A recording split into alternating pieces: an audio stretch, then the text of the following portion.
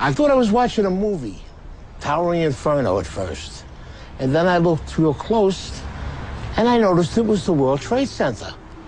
I was compelled because I'm a type of person that can't stand by and watch other people suffer.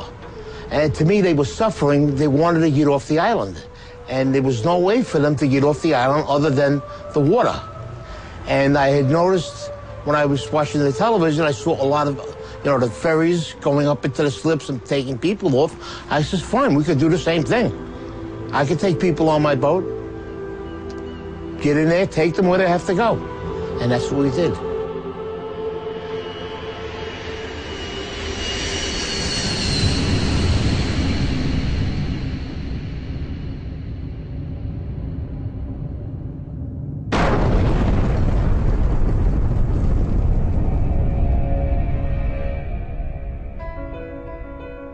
On the morning of September 11th, when the towers came down, millions of people ran for safety.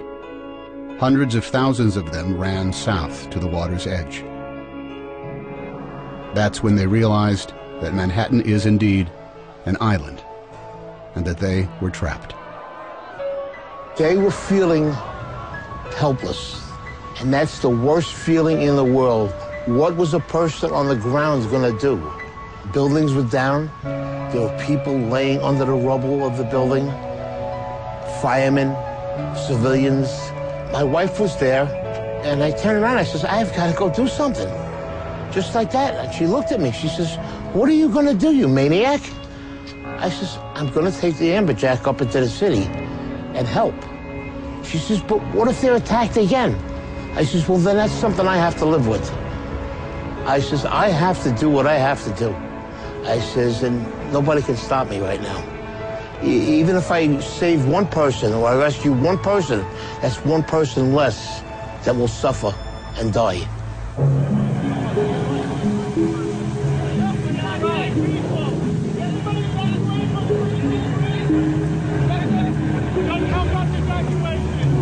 They were trying to evacuate Manhattan because nobody knew what was going on.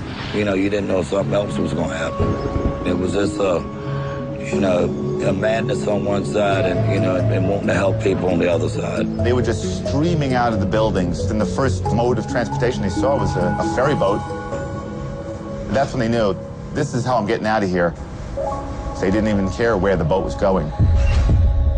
There wasn't panic in New York in the beginning, just volume. So it wasn't until the first building fell that there was panic.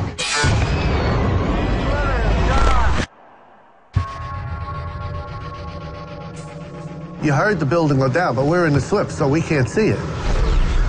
That's when we started letting go, and then all of a sudden, engulfed. You couldn't see anything. People were actually jumping into the river and swimming out of Manhattan. Boats were very nearly running them over. Wait. These people wanted out of Manhattan no matter any way they could. Somebody wants you to go over there. Every mode of transportation out of Manhattan was shut down. All the subways were shut. The tunnels were all closed. They closed the bridges. They closed everything immediately.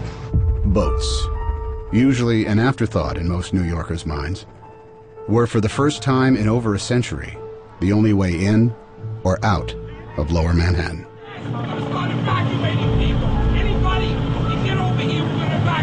The process that actually had already started. There were some boats that were grabbing people, that people were lining up at the walls. On the left. It's just human nature. You see people in distress on the seawall in Manhattan begging you to pick them up.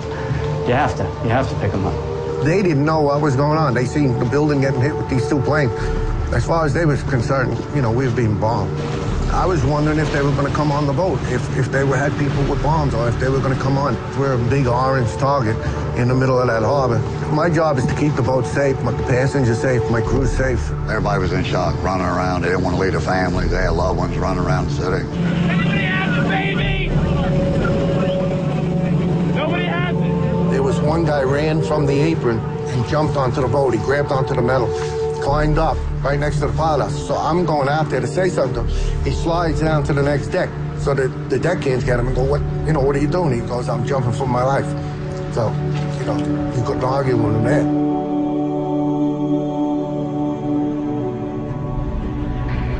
There was a small boat that was at the lower tip of Manhattan. I thought the boat was going to flip over because so many people were trying to get on. And as I looked behind, they were just 10 deep. And that's kind of what gave us the idea. We decided that this has to get better organized and we better do it, and that's what we did. So we decided to make the call on the radio. All available boats. This is the United States Coast Guard aboard the pilot boat New York. Anyone want to help with the evacuation of Lower Manhattan, report to Governor's Island. When that call came on the radio, they were coming. I was uncertain of who was going to respond. About 15, 20 minutes later, there are just boats all across the horizon. Literally 100 targets converging on the lower part of Manhattan. When we came out of that dust cloud, tugboats, I've never seen so many tugboats all at once. There was just like a fleet of tugboats headed to Manhattan. If it floated and it could get there, it got there. All different size, shapes, and forms. I mean, and they were zooming across this water. Ferries, private boats, party boats. I worked on the water for 28 years. I've never seen that many boats come together at one time that fast. One radio call and it just came together just that fast.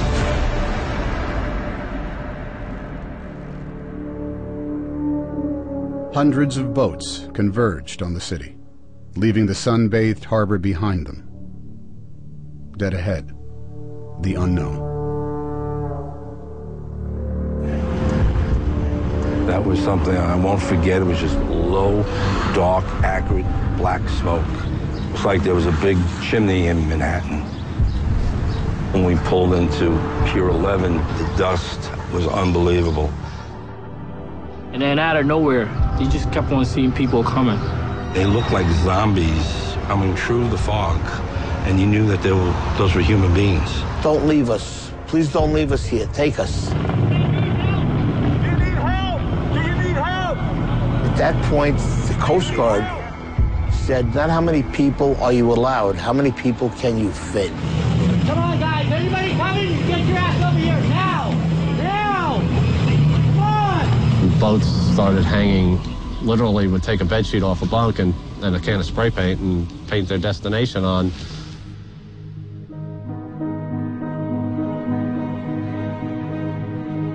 Some of these people never been on the water, never been on a boat before. Housewives, workers that do windows. We had executives. And the thing that was the best, everyone helped everyone. I want you to hold my hand. Come on board. Get inside. One at a time. Get inside. I saw 4 businessmen lifting up an old woman with a seeing eye dog, a German Shepherd, and they lifted her up like a surfboard and passed her over the handrails.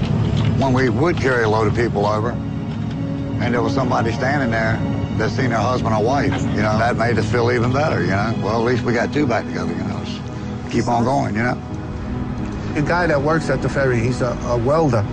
His son was on my boat. He actually came up.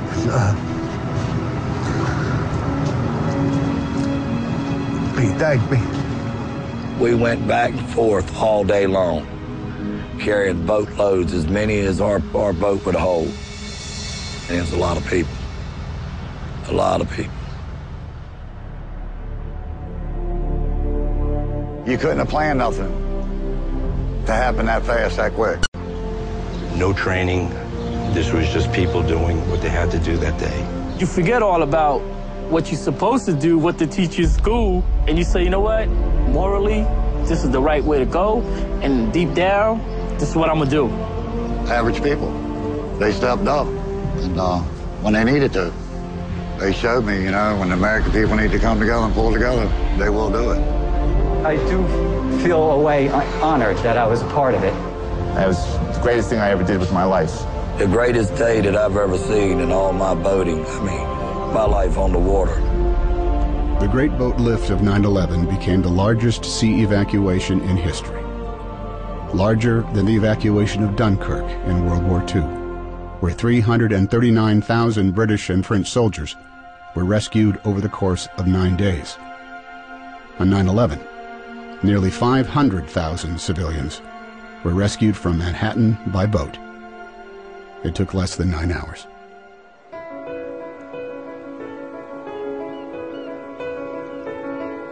I believe somebody has a little hero in them. You gotta look in. And it's in there. It'll come out. It need to be. I have one theory in life. I never want to say the word I should have.